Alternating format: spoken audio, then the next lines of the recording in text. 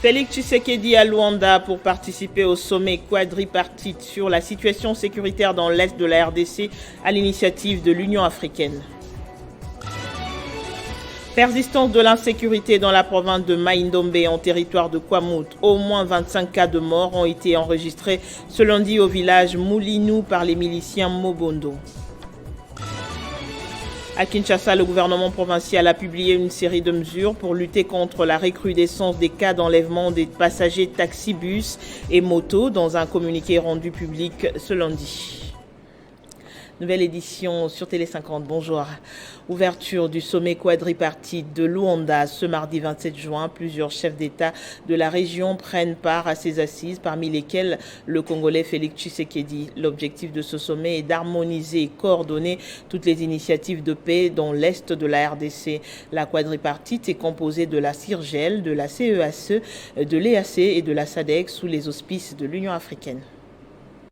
Le président de la République, Félix-Antoine Tshisekedi, est arrivé ce mardi à Luanda pour participer au sommet quadripartite CEAC, SADC, CIRGL et EAC sur la situation sécuritaire dans l'est de la RDC. Outre le chef de l'État congolais, président en exercice de la SADC, plusieurs de ses collègues africains sont également attendus à ce sommet, notamment Ali Bongo Ondimba, président du Gabon et président en exercice de la CEAC, et Joao Lourenço de l'Angola. Ce sommet intervient après les travaux préparatoires des experts et ministres des pays membres de ces organisations régionales et sous-régionales sur le schéma à adopter pour le retour de la paix dans l'est de la RDC. Lundi, lors de la réunion ministérielle du sommet de la quadripartite à Luanda, la République démocratique du Congo a exigé de conserver la coordination des opérations et tactiques des forces régionales qui devront intervenir dans la partie est de la RDC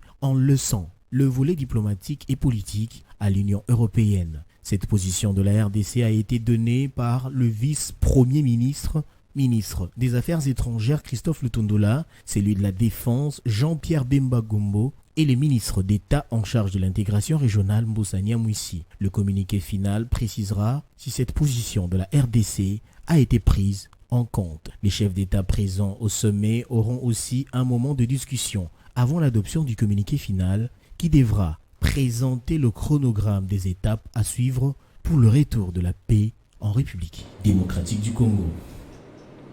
Lancement de l'atelier d'évaluation à mi-parcours du plan de réforme des FRDC 2008-2025 par le chef d'état-major adjoint en charge des opérations et renseignements qui représentait le chef d'état-major général des FRDC empêché.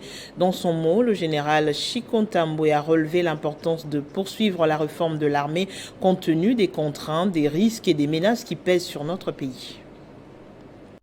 C'est dans l'amphithéâtre du Centre supérieur militaire que ces travaux ont été lancés par les chefs d'état-major général adjoint des FARDC chargés des opérations et renseignements, Chikochi Tambwe. Acteur privilégié de cette réforme, le Parlement a été représenté à cet atelier par les présidents des commissions de la défense et sécurité, le député Bertin Moubonzi pour l'Assemblée nationale et le général Baramoto pour le Sénat. Prenant la parole comme un des acteurs majeurs de cette réforme, le président de la commission défense et sécurité de l'Assemblée nationale, Bertin Moubonzi, après avoir souhaité plein succès à ses travaux, a invité les participants à faire un diagnostic sévère et sans complaisance du plan de la réforme et de sa feuille de route pour en dégager tous les progrès, réaliser les résultats obtenus et formuler des recommandations idoines. La réforme à laquelle nous serons exposés en ces lieux doit nous permettre de rompre avec les pratiques d'autrefois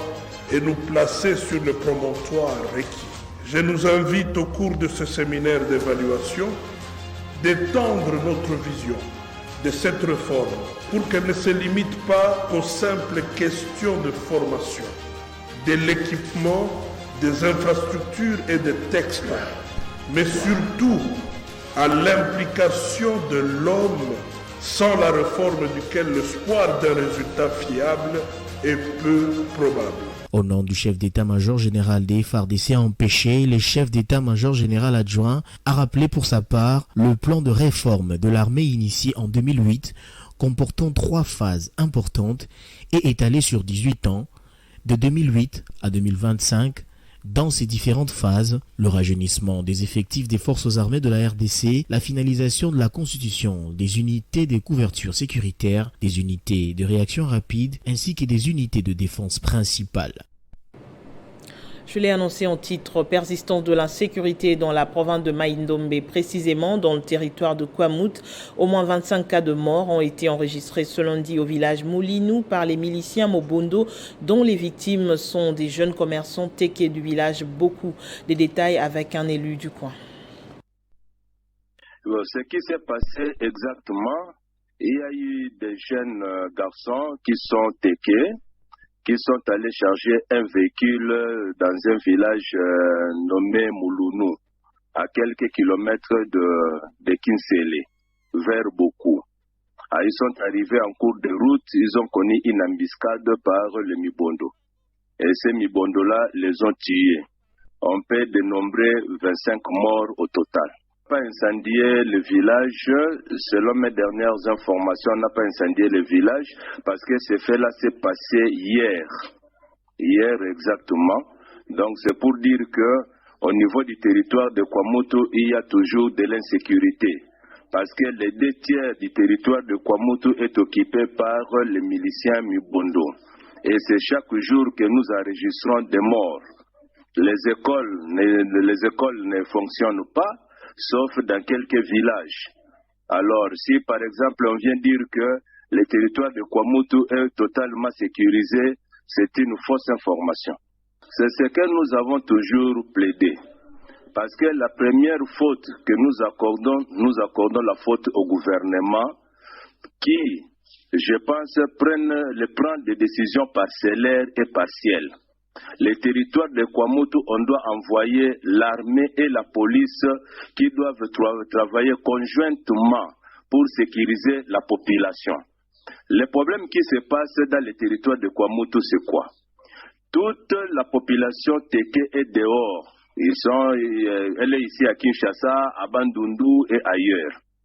Alors, quand ces gens-là veulent rentrer chez eux, ils rencontrent ce genre de choses telles que je venais de décrire, des embuscades, on les tue.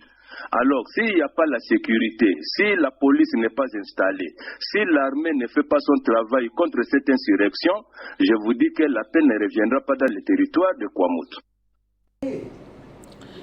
Le gouvernement provincial de Kinshasa a publié ce lundi une série de mesures pour lutter contre la recrudescence du phénomène d'enlèvement des passagers des taxibus, taxis et motos par des personnes non autrement identifiées. Cette situation à la base de l'insécurité, vous le savez, et de la psychose dans la ville perturbe la libre circulation des Kinois. Dans un communiqué signé par le ministre provincial de l'Intérieur, Gracien Tsakala, les gouvernements de la ville-province de Kinshasa interdit la circulation des taxis avec vitres teintées. De plus, le gouvernement a instruit les services spécialisés à veiller au respect de la limitation du nombre des passagers essentiellement pour les taxis et motos. L'affichage visible par les taxis, taxibus et motos du numéro d'identification ainsi que les signalements par les transporteurs des intrus dans leur société. Par ailleurs, l'exécutif provincial de Kinshasa a invité à la vigilance et à dénoncer tous les suspects et leurs complices qui s'évertuent à troubler la quiétude de la population quinoise afin et subissent la rigueur de la loi. Toutefois, indique ces communiqués, les ministères provinciaux de l'Intérieur, Sécurité et Justice rassurent l'implication de tous les services de sécurité de la ville en vue de garantir la sérénité des passagers sur les trafics urbains. Autre fait de société, la problématique des accidents de circulation à Kinshasa actuellement. Parmi les causes, on y trouve, vous le savez, des séparateurs ou des intermédiaires mal placés ou non achevés et qui créent aussi des embouteillages dans la ville. À Mangafula, sur la route nationale numéro 1, par exemple, où notre équipe de rédaction est descendue pour un état des lieux, les impressions de la population sont plutôt négatives. Mangafula, une des communes de la ville-province de Kinshasa. Ici, sur la route nationale numéro 1, plus précisément sous l'avenue Baelo, où nous retrouvons des séparateurs délaissés sous la voie publique, en plein centre commercial de la commune. Les habitants de ce coin et les usagers de ce tronçon déplorent le laisser-aller des autorités de la commune. La population demande aux autorités de venir soit enlever ces séparateurs ou poursuivre les travaux et prévient les dangers si rien n'est fait. Ici, nous sommes dans la commune de Mongafula, précisément à Matadi-Kibala. Alors c'était un matin, nous nous sommes réveillés, nous avons trouvé des séparateurs sur la route. C'est que nous étions très émus de pouvoir voir les séparateurs parce que ça permettait d'éviter les embouteillages. Mais dommage que ces séparateurs sont devenus les causeurs des accidents. C'est que nous demanderons aux autorités soit qu'ils viennent récupérer leurs séparateurs, soit qu'ils viennent continuer les travaux. Pour rappel, les séparateurs servent de sécuriser la circulation des personnes et des engins roulants dans le seul but d'éviter des éventuels accidents. Mais fort malheureusement, ces séparateurs sont devenus des causes d'accidents et de plus en plus endommagent des véhicules des usagers de cette voirie. Comme recommandation, il est préférable de prendre des précautions pendant la nuit une fois arrivé sous ce tronçon afin d'éviter les pires. Au Sud Kivu, les plaidoyers se multiplient pour la réhabilitation du pont Sangué qui est une nouvelle fois effondré. Les habitants ne savent plus écouler leurs marchandises et même plus se déplacer. L'homme politique Doudou Nsimba est allé constater la situation et a promis d'apporter sa pierre. Ressortissant de ce coin, Doudou Nsimba, au cadre du parti cher à Moïse Katumbi, a consacré son temps pour se rendre compte des réalités dans lesquelles vivent ses frères et sœurs dans la rive sud-ouest du lac Kivu. Une partie de la RDC qui compte environ 250 000 âmes. Depuis mars 2023, le trafic ici s'est arrêté à la suite de l'effondrement du pont Sangué. Pour atteindre Bukavu, pas d'autre moyen sinon passer par le Rwanda ou le Burundi, un dilemme et un casse-tête pour la population de ce coin de la République.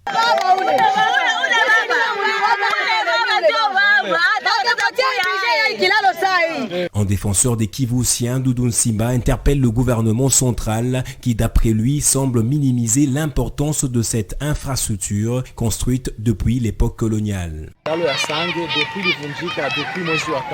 Ces ponts ont été détruits depuis mars jusqu'à présent. Aucune solution n'est trouvée. Sangué est la troisième ville dans le sud Kivu, après Bukavu et Uvira. Cette route a été construite depuis l'époque coloniale et a été réhabilitée par le feu président Mobutu en 1990. Et dès lors, rien n'a été fait jusqu'à l'écroulement du pont Sangué. 80 en 1990. Ville politico-administrative du Sud Kivu, Bukavu se situe au sud de Goma et du lac Kivu. Pour l'heure, elle est détachée d'Uvira à cause du pont Sangué qui n'existe plus. Pour votre information, pour qu'un véhicule quitte Bukavu pour Uvira, à cause de cet incident du pont Sangué, le véhicule passe par le Rwanda puis Burundi pour enfin arriver à Uvira. C'est inconcevable pour les populations de cette partie du pays. Une inquiétude totale pour Doudou Nsimba, fiston qui ne jure que sur la construction d'un nouveau pont afin que le trafic reprenne.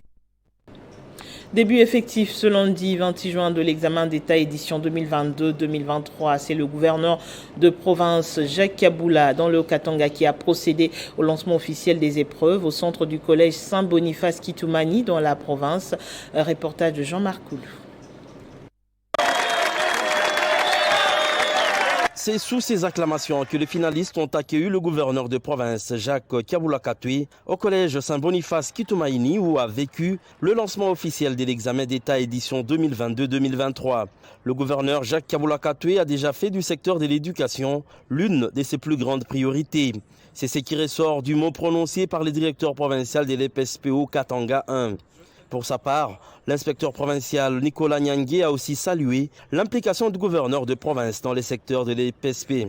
Et par rapport aux statistiques enregistrées cette année, selon l'IPP, 77 127 candidats prennent part à ces épreuves en province, dont 34 930 filles et 42 696 garçons pour 157 centres. Le chef de l'exécutif provincial Jacques Kaboula Katoué a parlé de l'importance qu'accorde le président de la République Félix-Antoine Tshisekedi à l'enseignement dans sa province.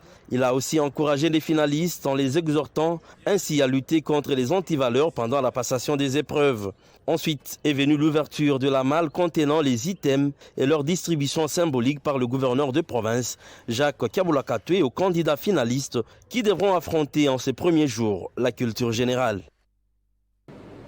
À Kinshasa, depuis 7 ans, le quartier Kindélé dans la commune de Mongafula vit sans eau, en tout cas pas celle desservie par la Régie des eaux. Les robinets sont secs et la population qui est obligée de parcourir des longues distances malgré la présence de quelques forages en appelle au sens de responsabilité des dirigeants. 2016, 7 ans après jour pour jour, que le quartier Kindélé dans la commune de Mongafula vit sans l'eau de la Régie des eaux. Ce manque d'eau est l'une des conséquences des éboulements des terres qui ont coupé en deux la tuyauterie de la Régie des eaux, malgré la réhabilitation de la route Kimwenza, qui commence de la station Triangle, passant par l'université de Kinshasa jusqu'à Kimwenza Gare. Cette population quinoise est obligée de vivre avec des eaux de pluie et des forages, ce qui semble dangereux pour la santé humaine. Nous demandons au gouvernement de nous aider. Nous, habitants de Kindélé, il y a 7 ans, nous vivons que de l'eau de forage. On vivait avec l'eau de Ndili qui passe par les campus, mais les tuyaux étaient cassés. Même celle de Kimwenza ne vient plus suite à des érosions. C'est pourquoi nous demandons à l'État de penser pour nous. Parce que chaque jour forage, nous sommes baradés ça. Face à cette situation qui a trop duré, les habitants de ces quartiers sont obligés, chaque jour avec des bidons sur les têtes, d'aller chercher de l'eau de forage à de longues distances pendant cette période de saison sèche. Et les habitants de cette contrée précisent que toutes les tentatives de la Régie des eaux pour remédier à cette situation sont restées vaines. La carence d'eau à Kindélé n'est pas un cas isolé. La même situation est observée dans d'autres quartiers de la capitale, surtout en cette période des saisons sèches. Dans le monde, 48 heures après la rébellion de Wagner, Sergueï Lavrov, ministre russe des Affaires étrangères, a affirmé lundi que le groupe paramilitaire continuera d'opérer en Afrique, notamment au Mali et en République centrafricaine. Une annonce qui vient clarifier donc les opinions de plusieurs experts qui s'interrogeaient sur l'avenir de cette milice privée en Afrique. La Russie continuera d'opérer en Centrafrique, au Mali et dans d'autres pays africains avec le groupe Wagner qui combat actuellement la rébellion aux côtés de l'armée. Cette annonce a le mérite d'être claire et son timing intervient peu après que le chef de la diplomatie russe, Lavrov, a déclaré que le groupe de mercenaires est entré brièvement samedi en rébellion contre Kremlin à partir du front ukrainien ne quittera pas l'Afrique. Au Mali, depuis 2021, où Wagner compte environ 1500 hommes, le groupe paramilitaire a noué des relations étroites avec la junte au pouvoir, participant à la formation des militaires ainsi qu'aux opérations de lutte contre le terrorisme. En mai 2013, l'ONU avait accusé Wagner et l'armée régulière des exactions, chose qui a été certainement déboutée. Alors, suite à tout ce qui se passe en Russie, certains Africains s'interrogent sur la suite réservée à Wagner après la petite rébellion masquée de la semaine dernière. Pour rappel, les hommes de Wagner sont aussi identifiés en Libye, au Soudan et au Mozambique. En sport, les Léopards de la RDC poursuivent leur préparation à Kinshasa en prélude de la 2e édition de l'Afro-CAN qui se tiendra en Angola du 8 au 16 juillet. Les Léopards basketball s'entraînent dans des conditions peu confortables. On est en train de s'efforcer. On est en train de s'efforcer pour ne pas perdre de morale. Ces léopards tenants du titre se préparent dans des conditions extrêmement difficiles. Pourtant, ils doivent participer à cet Afro-CAN en statut de favoris après avoir remporté la première édition à Bamako en 2019. Pendant que les adversaires de la RDC se préparent dans des conditions confortables, les léopards de leur côté font du rafistolage à Kinshasa, mais gardent tout de même le moral au zénith. C'est une lourde responsabilité d'aller défendre le titre parce qu'il n'y a pas autre chose que faire mieux que ça, si ce n'est de revenir avec le titre pour la 2e édition, c'est-à-dire défendre notre titre. Mais sur terrain, c'est autre chose, c'est la différence. Hein. C'est très différent de voir que jusque-là, les choses ne bougent vraiment pas telles que ça devrait être par rapport à certaines conditions du côté technique et puis du côté social des joueurs.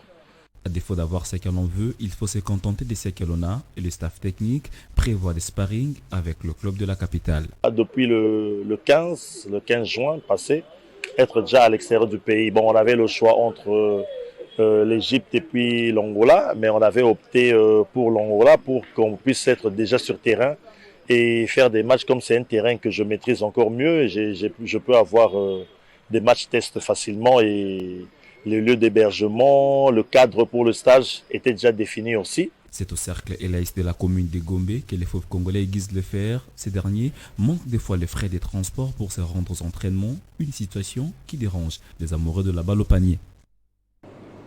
Place à présent au rappel des principaux titres.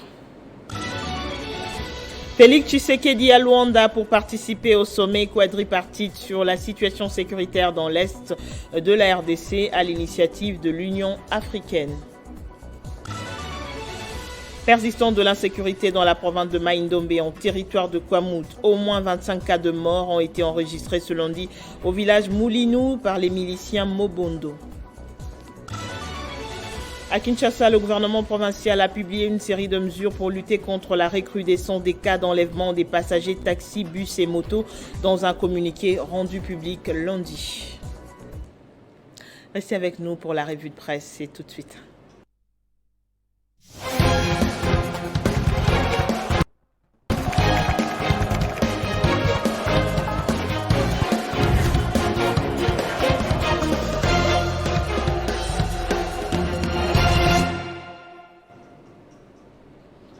Spécialement ce mardi, nous partageons le plateau avec Benjamin Moudiata. Bonjour et bienvenue Benjamin. Merci à vous Amina Bayombo et bonjour à tous ceux qui nous reçoivent en ce net moment à travers le monde. Élection 2023, les bureaux de réception et traitement des candidatures pour les législatives sont ouverts.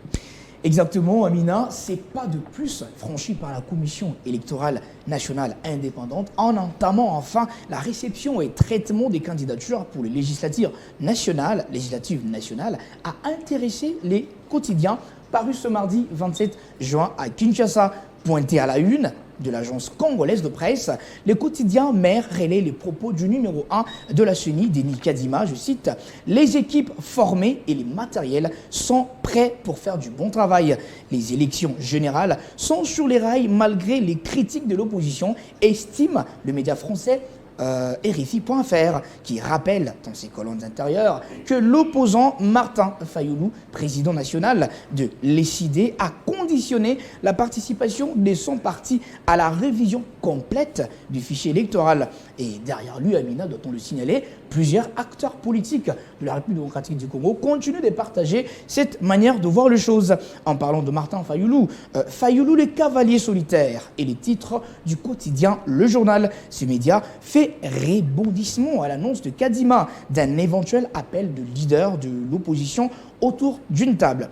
Comme Kadima a annoncé qu'il veut discuter avec toutes les parties prenantes, nous sommes d'accord pour définir les règles du jeu, a annoncé Martin Fayoulou dans la suite de son intervention au terrain. S'intéresse, pointe ce média. Et une approche, ajoute-t-il, qui n'a pas manqué d'éveiller l'idée d'une transition avant les élections, option préconisée par plusieurs acteurs politiques de la République démocratique du Congo. Mouyaya contre Sesanga. Une lecture croisée de l'adresse de Félix Tshisekedi à Mbujimayi. Eh bien, Amina, doit-on noter justement que la lecture du discours du chef de l'État, Félix Tshisekedi à Mbujimayi, a engagé aussi une sorte de battle, comme un combat sur la sphère politique congolaise. Et les quotidiens se sont aussi penchés là-dessus. Forum des As, qui titre à sa une Mouyaya vs Sesanga. Une lecture croisée dès l'adresse de Félix Tshisekedi à Mbujimayi souligne que les deux leaders politiques ont produit deux lectures littéralement opposées. D'un côté, il n'y a aucune dérive autoritaire à faire respecter l'autorité de l'État, soutient les porte-paroles de Warriors. Et de l'autre côté, Amina, qu'est-ce qu'on lit? Il n'y a pire atteinte à la sécurité du pays qu'un régime qui s'émancipe la Constitution, a répliqué Deli Sesanga. Et dans son article titré « Fachi met en garde l'épiscopat, les quotidiens L'Avenir » vient rappeler que Félix Tshisekedi a tiré la sonnette d'alarme en Mbujimayi par rapport à une certaine dérive qu'il a qualifiée de dangereuse constatée au sein de l'Église catholique, selon lui, surtout en cette année électorale. Amina Bayombo, voilà qui met fin à notre parcours transversal des journaux parus ce mardi dans la ville-province de Kinshasa. Je vous en remercie, Benjamin Moudiata. C'est moi qui vous remercie, Amina. Merci de votre attention également. Le journal revient dans moins d'une heure. Portez-vous bien.